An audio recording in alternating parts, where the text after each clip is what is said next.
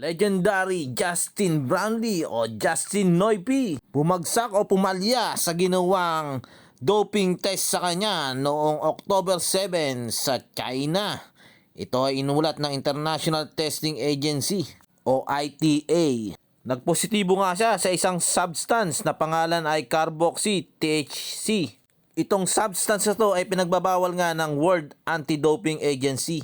Itong substance nga pala to ay makikita rin sa mga cannabis o tawagin na natin marijuana.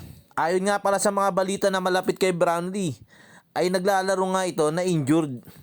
Tama, matatandaan natin na mga nakaraang buwan ay talagang injured to si Brownlee. Kaya uminom ito ng mga medication. Hindi nga lang natin alam o kung may nainom siyang mga substance na ganun na katulad nga ng carboxy THC.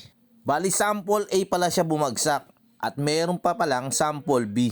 So si Brownlee at ang SBP sa mga basketball ng Pilipinas ay may karapatan upang ipatest ang sample B.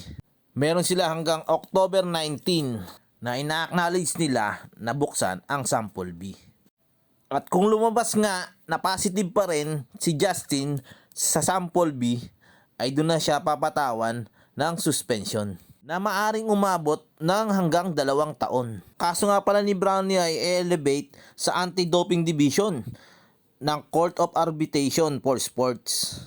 At doon ay pwede umapela si Brownlee na kung talagang ginagamit niya ito sa medication.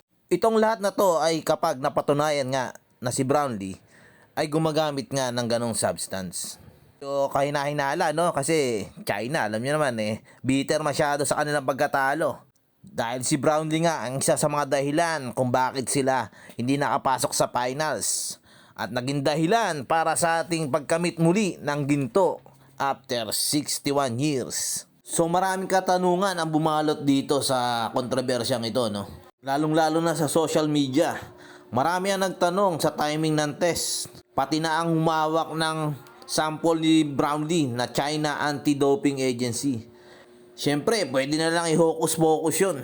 At marami pa ng iba, no? Pero despite all of that, mananatili pa rin sa atin ang ginto. Under sa rules ng team sports, kailangan ay 2 o higit pang manlalaro ng isang team ang naging positibo sa mga pinagbabawal na substance para mapawalang bisa ang napanalunan nitong medalya.